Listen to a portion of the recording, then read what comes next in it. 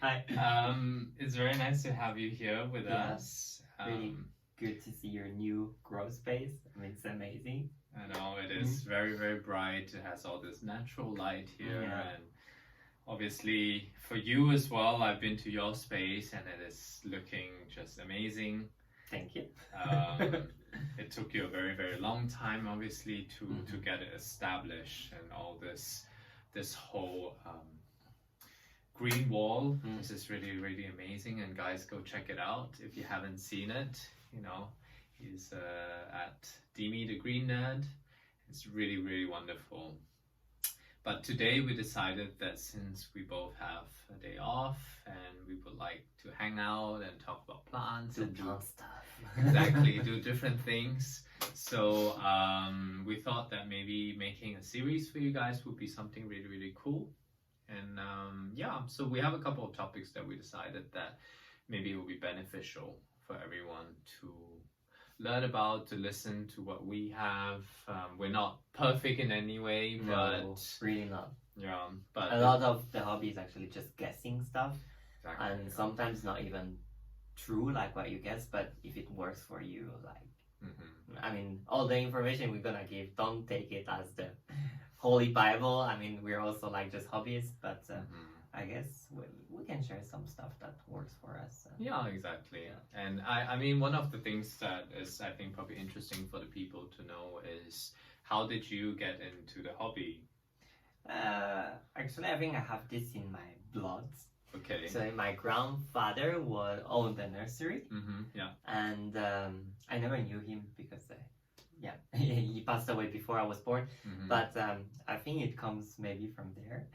But when I was young, we had a big house with a big garden, and I really liked to help my dad out in the garden, vegetables and everything. And I was always a bit interested about like the natural world. And plants came a bit after. I mean, I guess as a child, first you like animals because they move, they're interactive. Plants is like they move too, but you have to want to see it for them to really move. And I guess it's I first got into orchids, and first like the cheap ones from the supermarket, like everybody, I guess. But then I bought my first species orchid, like, and from there was no going back. Right, this is one of the big things that the moment you start, you just cannot stop. I think it's kind of, I mean, it sounds bad, it's an addiction, but it's a good kind, because I think that feeling of nurturing and growing something from a simple leaf, it's actually quite incredible. And it's like everything, as long as there is no negative impact on your life, either financially or personally, I guess, because addiction has this negative connotation, but as long as there is no negative impact on your life, or even if it improves it, it's not an addiction, I guess. Just something that other people might not understand. Yeah, it's a hobby, and it's just a different kind of hobby. Yeah, I mean, the people that like winter sports, I mean, they spend also thousands and thousands of Swiss francs every winter to do winter sports. Yeah. We spend that much money on that. Yeah, definitely. This is something that I can definitely relate to, I think. And it's interesting that you talk about the whole family connection, because I think a lot of people, they grow up probably having a grandmother that loves gardening, or a father, and my family was also very much like that.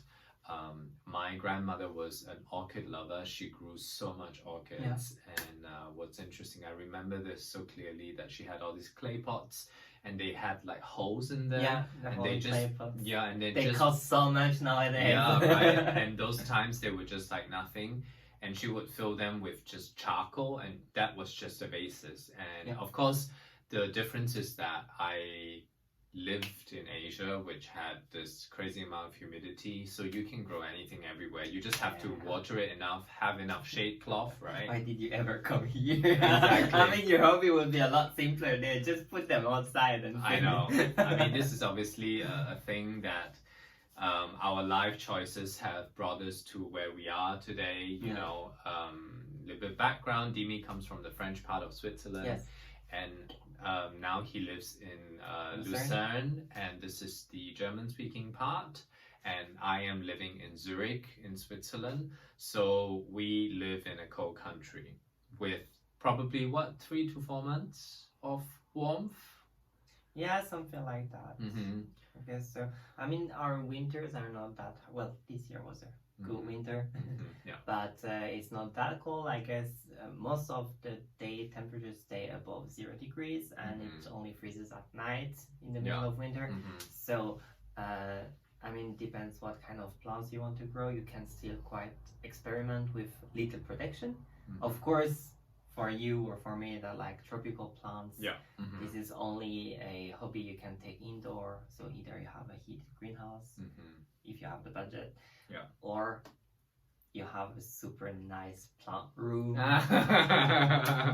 Yes, I mean, this is not something that obviously I just conceptualized and then just made. I mean, this is probably with you as well. We went through a lot of experimentation of what works and what doesn't work, and we have done so many versions of it that, you know, now that it has kind of have some sort of stability to it, and this is something very clear when you see it in his green wall, and you will see like time lapse of probably the old green wall as opposed to the new green wall. You see how established. I'm gonna send you pictures of maybe different time periods so you can put it in the video. Yeah, definitely. I think that's a cool thing to see how plants establish themselves.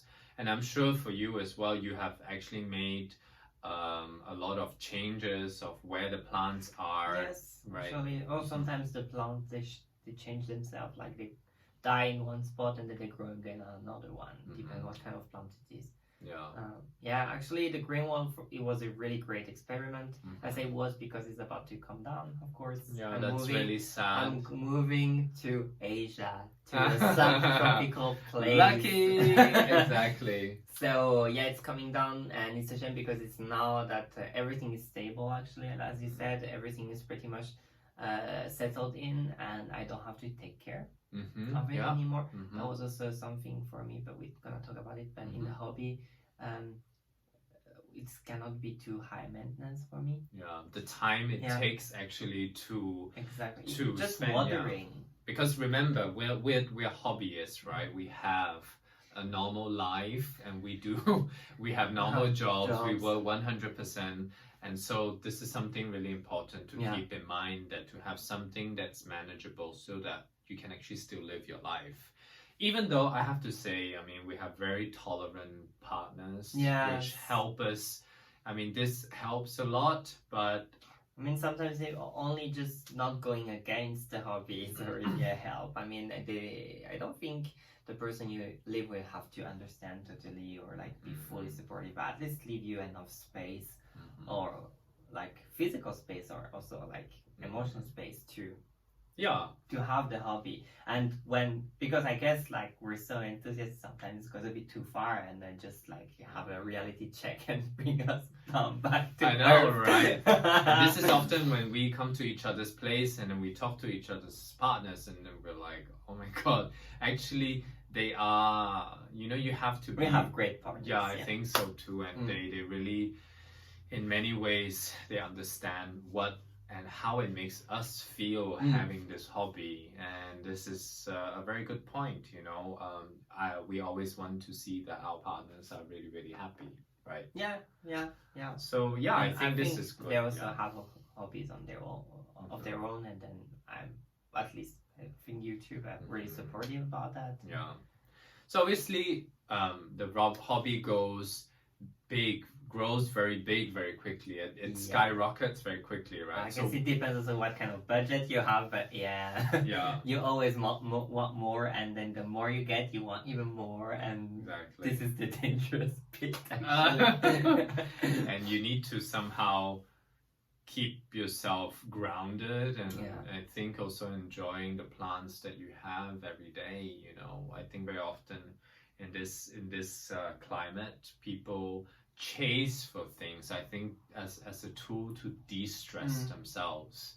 And I think it's very quickly that people forget that, and it's just about the object, not about the care and the love for that daily plant every day, right? Also, I realized that like give it a night or having a second thought about something like prevents you of making a lot of mistakes, like impulse buys that, or you go and you have a perfect way in your mind to do something and then it doesn't work, and then sometimes because it doesn't work or it wouldn't work, you just like kind of like little breakdown, and then you don't want and you have to, and then just leave it at night, and then you come in the morning and you find a solution.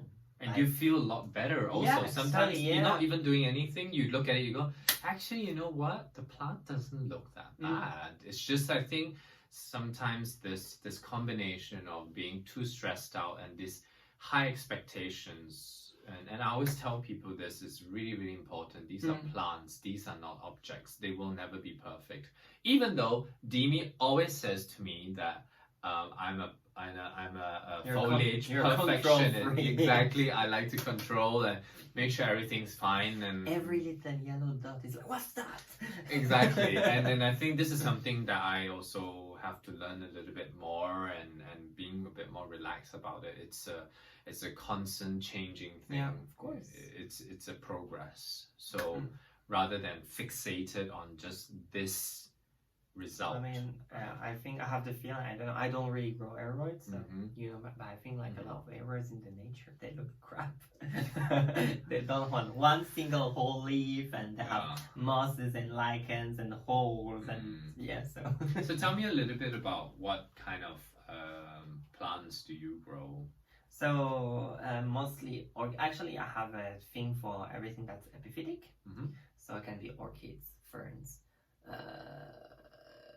Every time there is like a common plant group that we could have, for example, in the garden, and then I learned that there is an epiphytic version, I get so excited.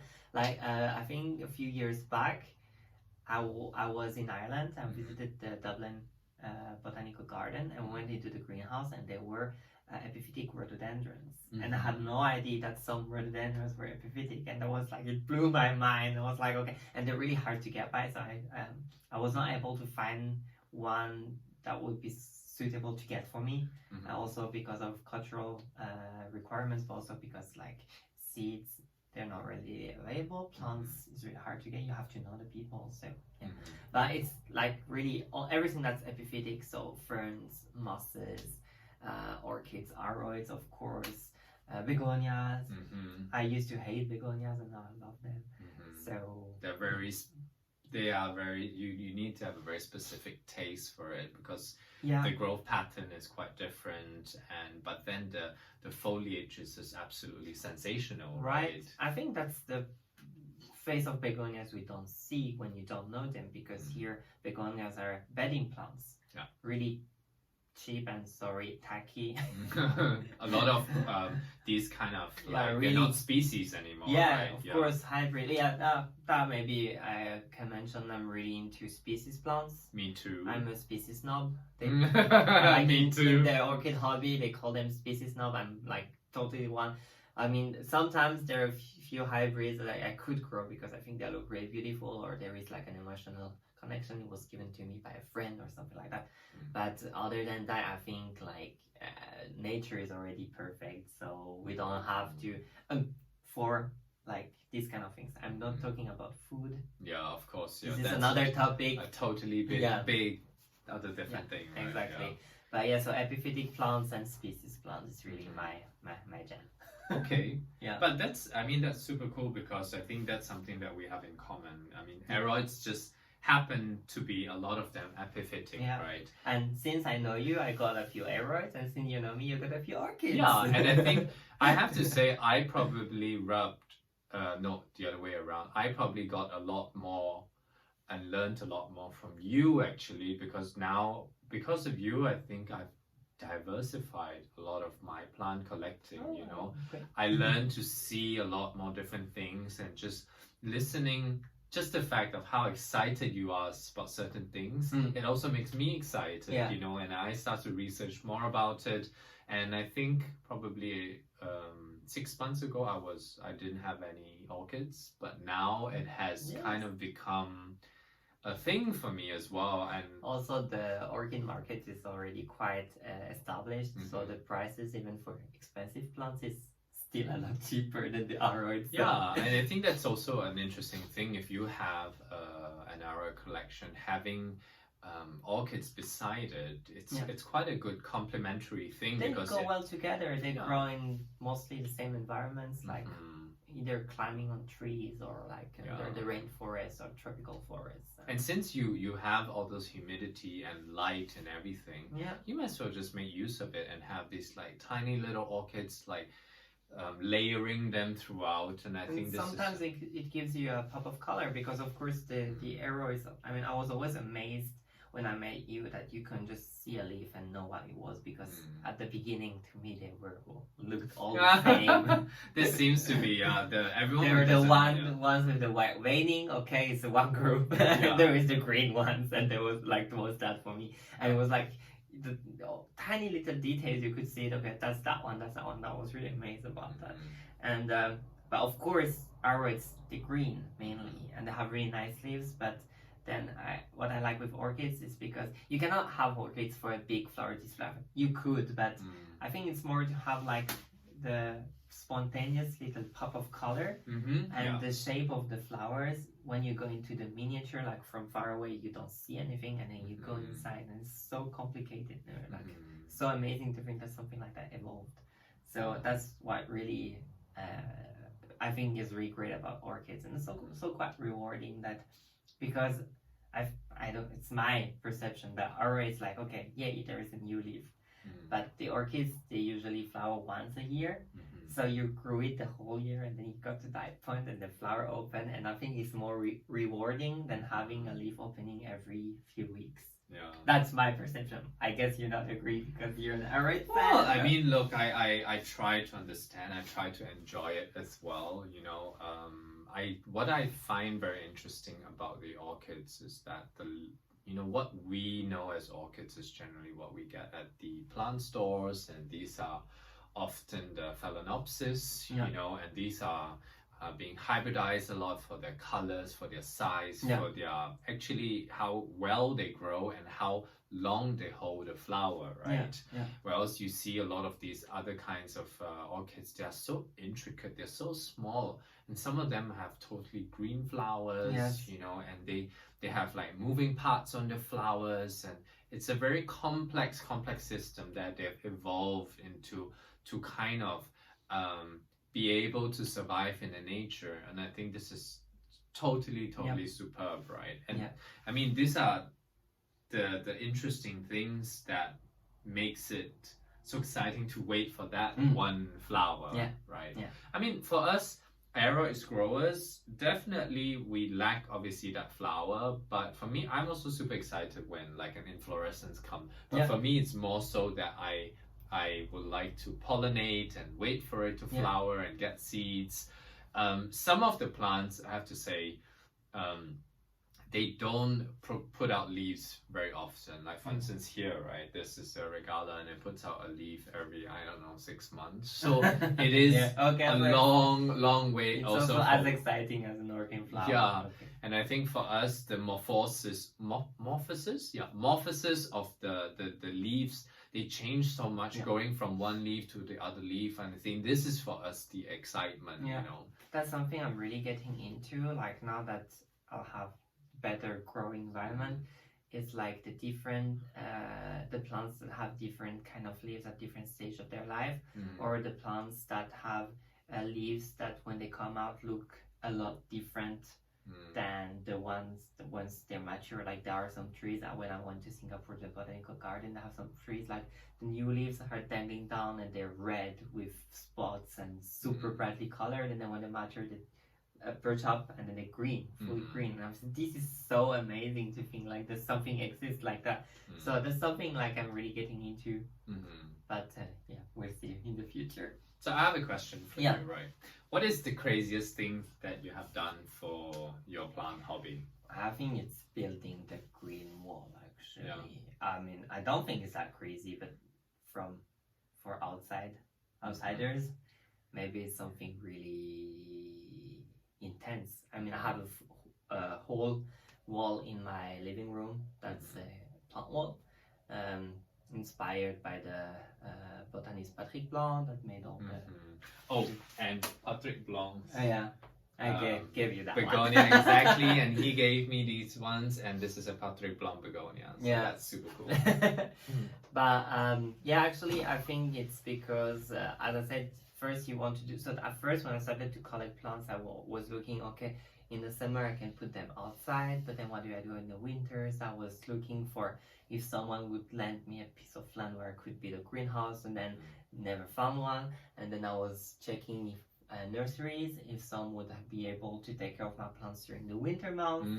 And these kind of solution exists, but usually they're not really cost friendly. I mean, I find that the nurseries, they let you sort of rent a space, but then they provide you with humidity, but sometimes even watering you have to do it yourself. Yeah, you have to go and take care of them. If it's not like I don't drive, so if it's not near my home, it's really not convenient.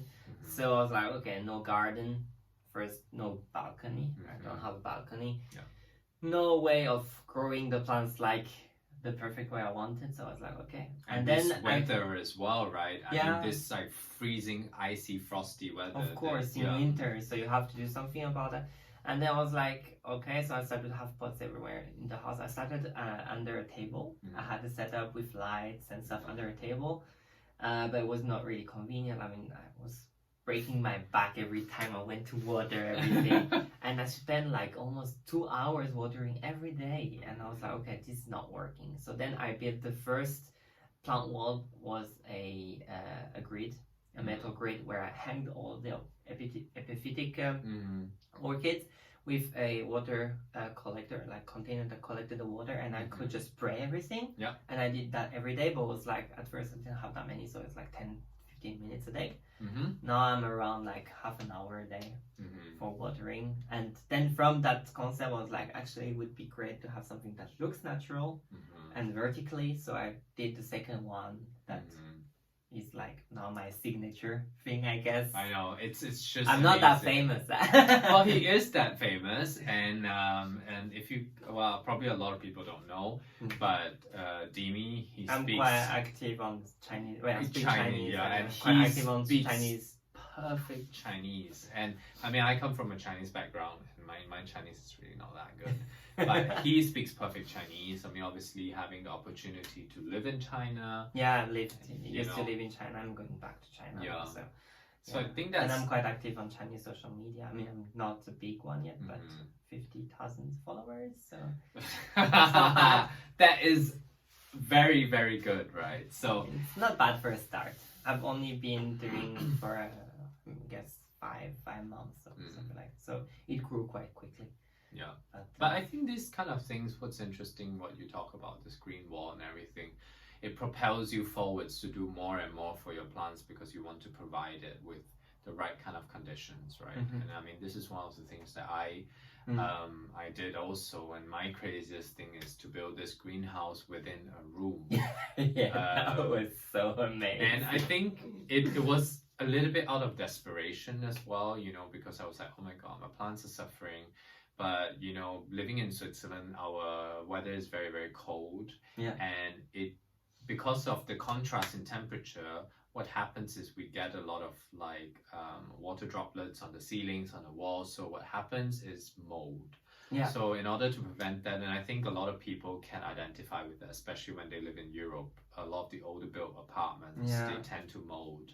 So therefore, the setup was needed, and I built this greenhouse. I humidified the inside of the greenhouse. I dehumidified the outside of the greenhouse. But it gave me a pretty decent time. I grew a lot of my plants. It is very crazy. The building process was quite tiring, I have to say, you know, sourcing all the different parts and what is right. I think you spend a lot of time, energy, and money on your setup, more than me, actually. But, you know, I think it's about sometimes it's about the uncertainty of it. You know, when you do a setup like that, you feel bad. I felt really bad at the start because I go, what happens if they hate it? You know, what can you do? But, you know, I think you have to take it step at a time. You have to try it out, and then we all have attachments to our plants, and right? Also the fact of having a diverse collection. I mean, it's impossible. I mean, if you don't go to the extremes, it's impossible that all the plants hate your setup. Some really like finical ones maybe might have troubles, but when you have a diverse collection, usually most of them they adapt. I mean, plants can adapt.